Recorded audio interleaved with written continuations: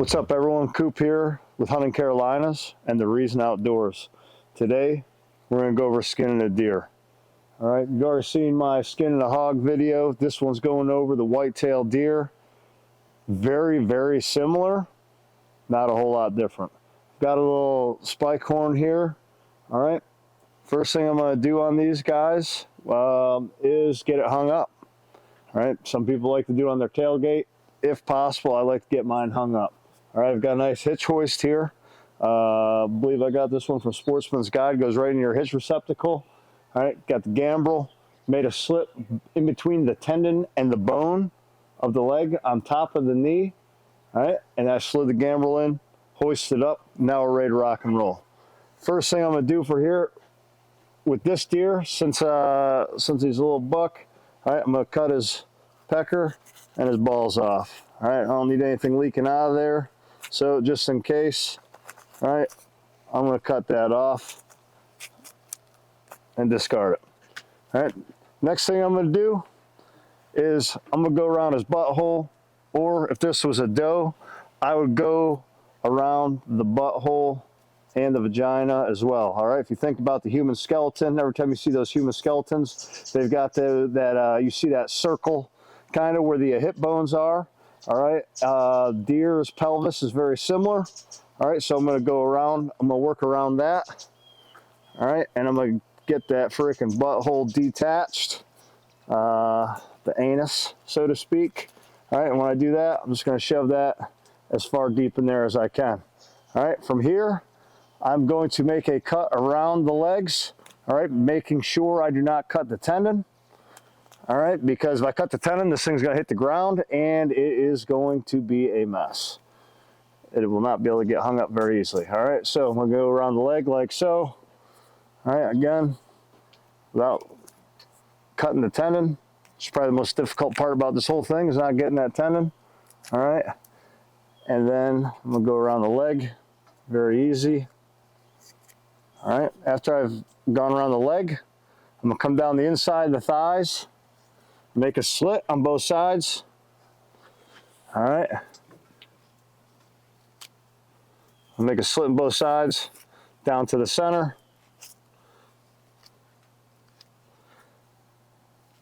And then I'm going to put a slit in between the thighs back up to the anus. All right. From here, I'm going to cut down without cutting into the stomach wall here, in between the skin and the stomach. I'm just going to simply go down the stomach and in a nice line and go straight down the stomach like that right there.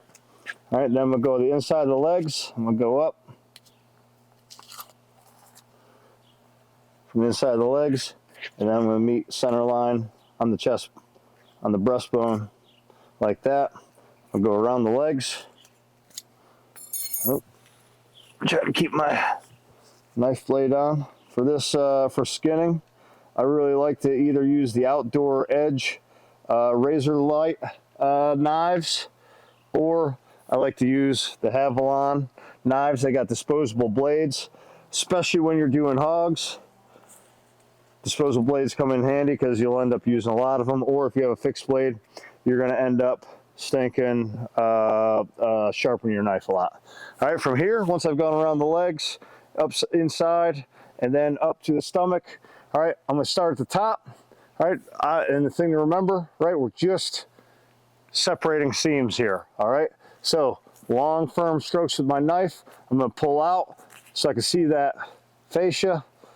And then I'm just going to cut long, firm strokes. If you do these little strokes, a lot of new guys like to do, it's going to take you forever and you're really not going to make progress. So long, firm strokes, pull out, and long, firm strokes down. All right.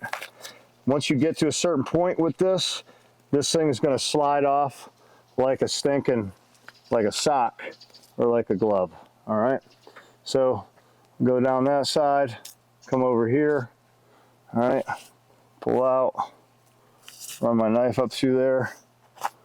All right. All right, and work my way down. All right, like so.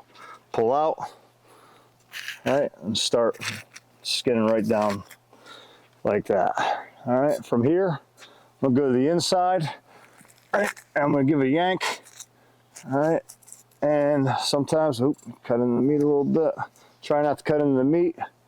Try not to get hair on the meat if at all possible. It's a little bit more difficult with a deer than a hog, but always remember when I'm skinning, right, I want to apply pressure, right, because applying pressure, you'll start seeing where you can pull down without having to make cuts. All right, so I'm going to pull pressure out. I'm going to get in there with my knife and start getting that skin off. All right, so once I get there, I'm going to pull down. All right, on the tail, all right, I'm going to find a joint in here in the tail somewhere. By holding pressure down, kind of working my knife, I'll start to feel a joint. There we go, and I'll separate it out like that. And then from here,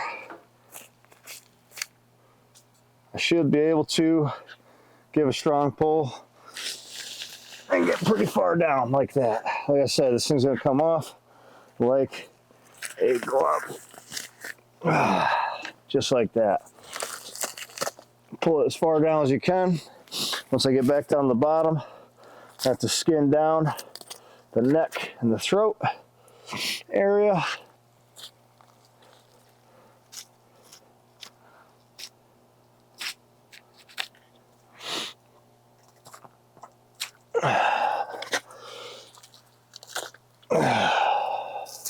Bend down, start working that area.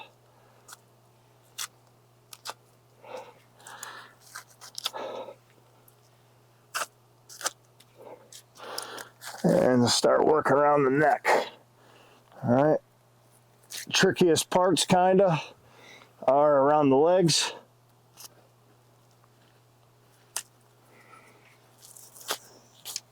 It's about the most tricky part of the process. All right, it's getting down towards the bottom there. All right, work around the neck, depending on how big the deer is. You might have enough for a neck roast.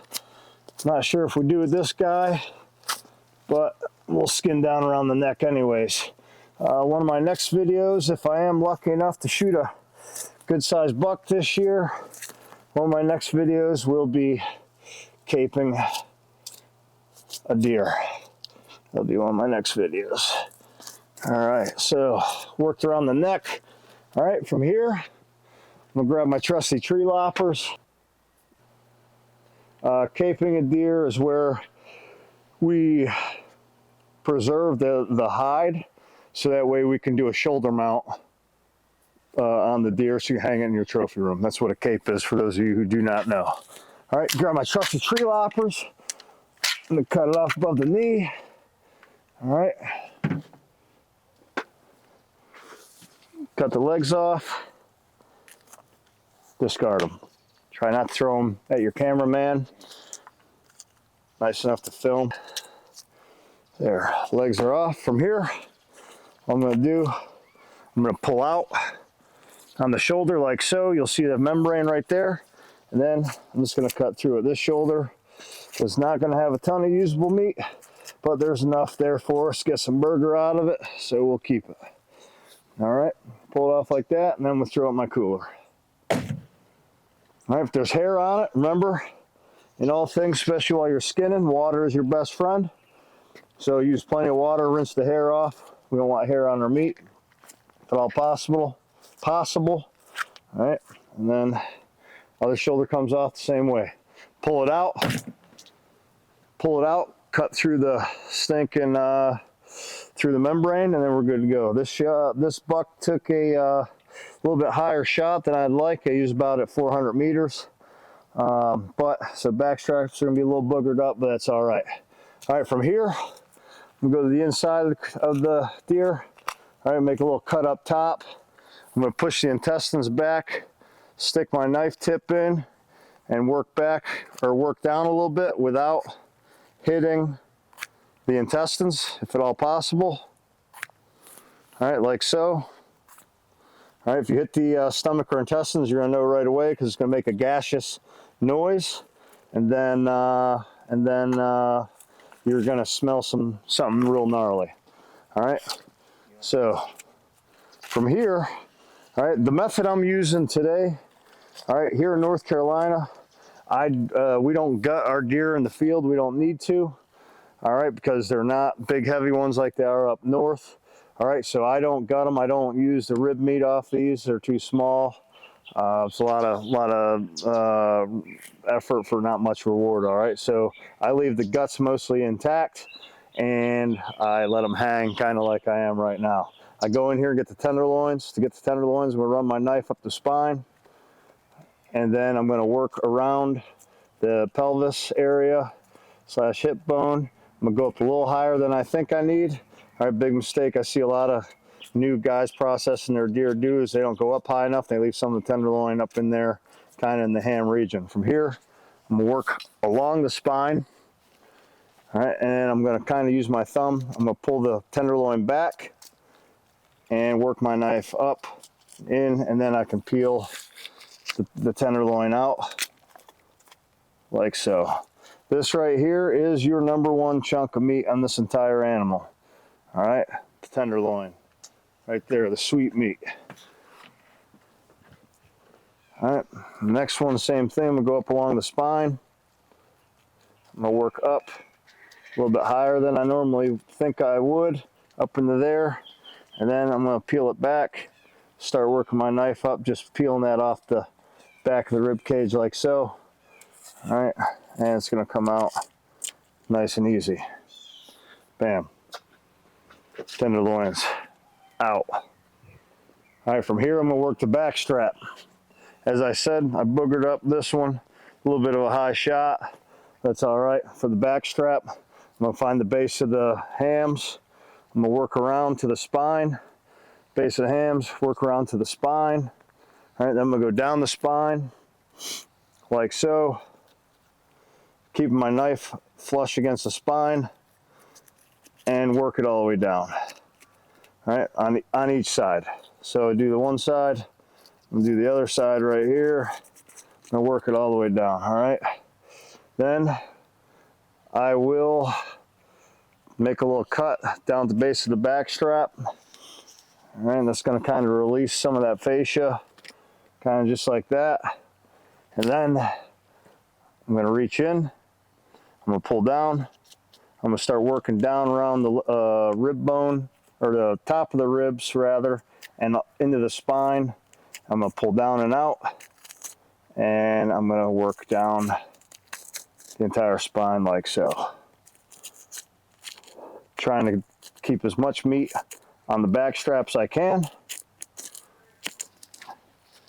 And peel down and out. All right, get as much of this back strap out as I can. That's as much as we got on this one. Sometimes you might see the membrane start to separate. For those folks who sometimes think that deer can be gamey, it's because they fail to pull this silver skin or fascia off.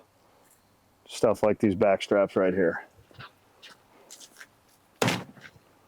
All right, back strap #1.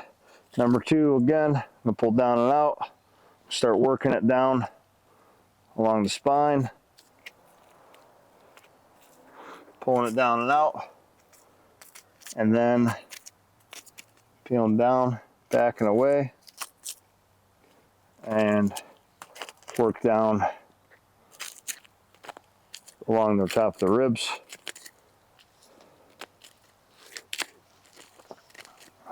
Trying to get as much meat as humanly possible. There's my lovely assistant. Hi, Riley girl. And bam.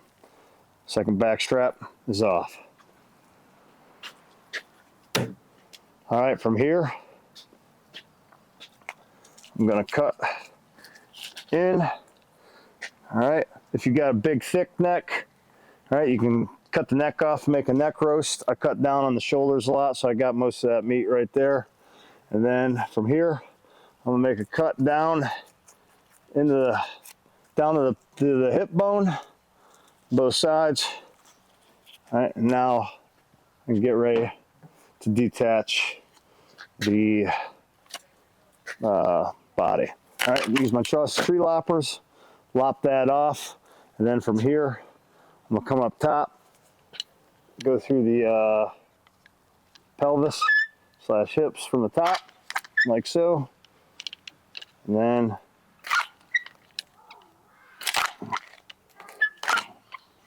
just like that, top and top, and then I'm gonna go from the bottom, like so, and then one more time,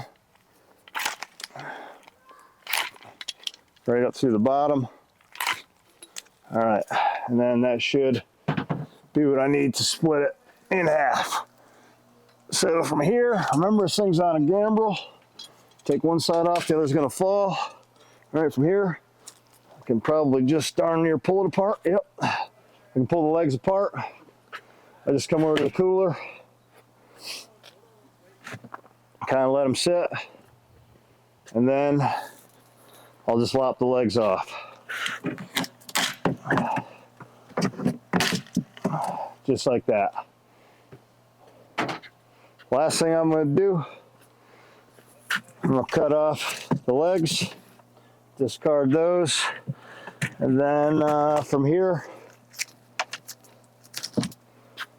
all I'm going to do is rinse anything that I think might have a little too much hair for me.